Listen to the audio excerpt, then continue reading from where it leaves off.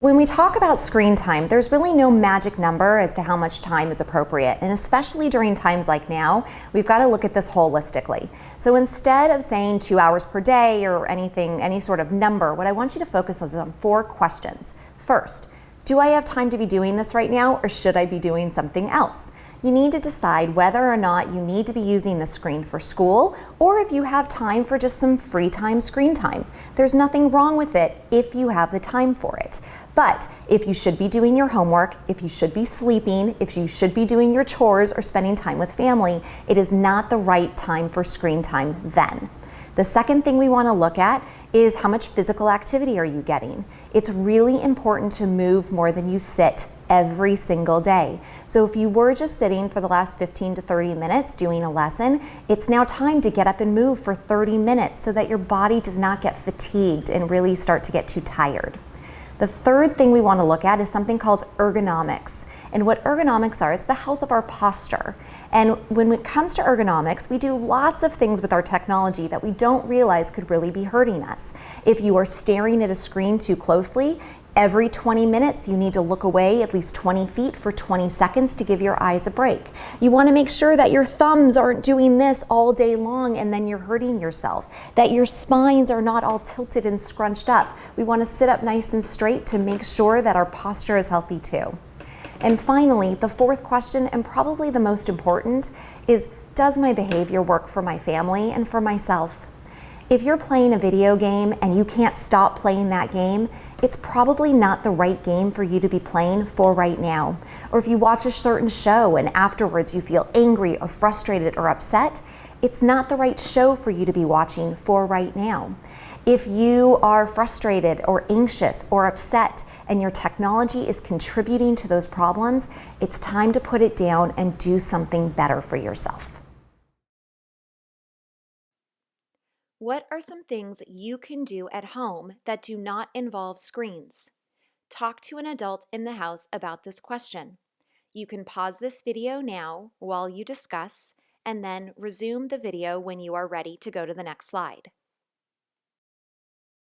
Screen time can affect your health in a few different ways. First of all, and the biggest issue that we have is with sleep. If we could all do one thing, it would be get the devices out of the bedrooms when it's time to go to bed. Now, the American Academy of Pediatrics have all recommended that no child or adult really look at any sort of technology an hour before they go to bed. And the reason is because there's something that comes from all of our devices called blue light. And what is blue light? Well, it's a spectrum of light that comes from these devices that actually messes with your circadian rhythm. It makes your brain think that it's daytime instead of nighttime. And so when we're watching devices before we go to sleep, it makes it harder to fall asleep and even stay asleep. Many of you know about flux and night shift and dimming the light to remove the blue light. Some of you probably even have blue light removing glasses. Do those things work? They sure do.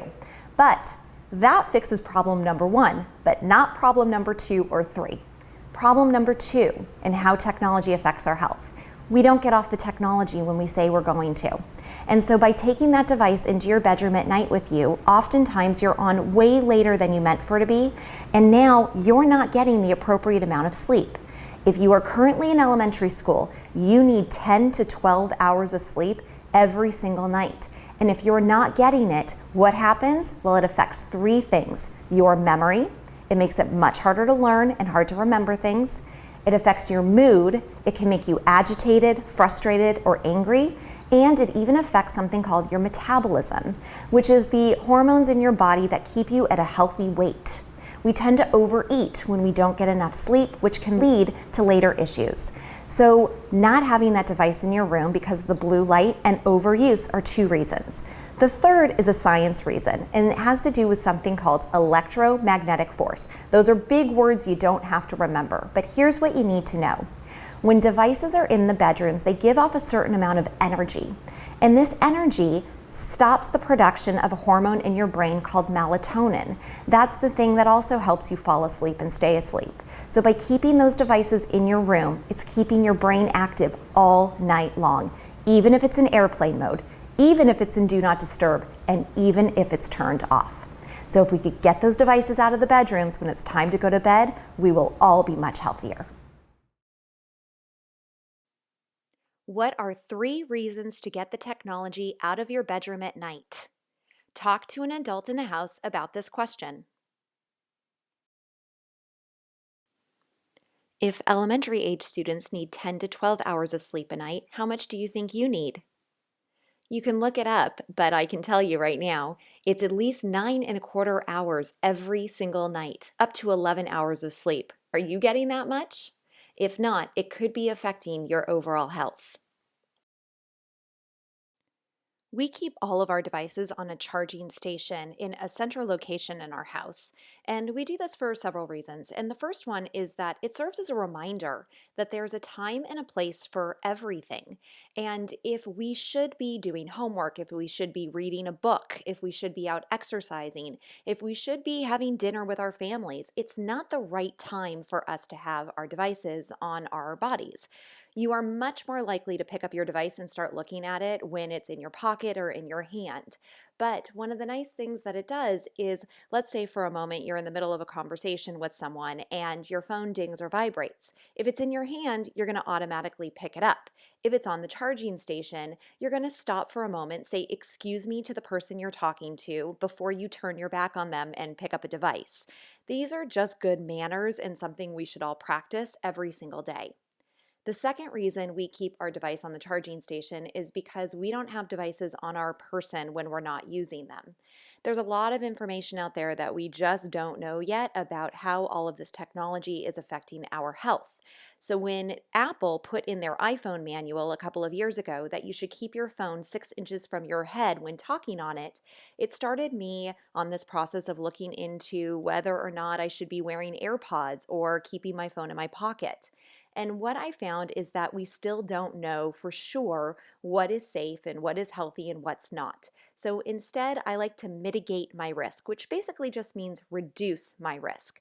So rather than throwing my AirPods out, I only wear them when I go for a really long run, but I tend to use my wired earpiece when I am listening to music in the house. So I am choosing to use the device that I need when I need it. That is the best for me in that moment. When I called Apple and asked them about the safety of the AirPods, their response to me was they just don't know yet. So again, this is why I choose to mitigate my risk. The third is because keeping this charging station in a central location means that when it's time to go to bed at night, you have a place to put your phone, and then in the morning, you're not going to be wondering, where did I put it? You also are going to stop searching for cords and cables because you don't remember where you put them. So it's a way to stay organized, it's a way to stay healthy, it's a way to remind yourself that there's a time and a place for everything.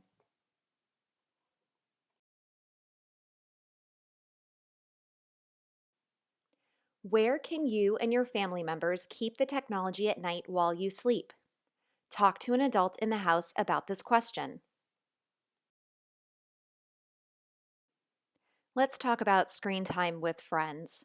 First, when you have a friend over, and this is after we are all done with our distance learning and we can start to be in the same room together again with our friends, it's really important to think about how the screen time that you use affects the person that you are with as well. A lot of people don't realize, but when they pick up their device in front of somebody else, they actually are rejecting the person that they are currently standing in front of when they start to interrupt the conversation and talk to another person. And when you reject somebody in that way, it releases a chemical in the brain called cortisol, which is a stress hormone. So basically, you are stressing somebody out when you pick up your device right in front of them and start to ignore them. So these are just manners that we need to be practicing, that we don't do this to someone in order to not make other people feel rejected. So let's say you have a friend come over and they also want to interact with some screen time, whether it is watching a funny show or it is creating a video or maybe playing a game. It's fine. A little bit of screen time is totally fine on these play dates if it's interactive and everybody who can and wants to play can and can play. There are some do's and don'ts though when we are hanging out with friends and screens are involved. First, just for good manners' sake, do not pick up a device while having a face to face conversation with somebody. Don't do this to your friends. Don't do this to your family members. The second is you do not want to start watching or playing something before asking if your friend is even interested in doing that as well. And then finally, set a time limit that you can both agree on. And maybe you need to ask a trusted adult here, depending on your situation at home. But if they are involved in these screen times decisions, make sure you're talking to them too. Then make a plan with your friend so that everybody feels heard and included.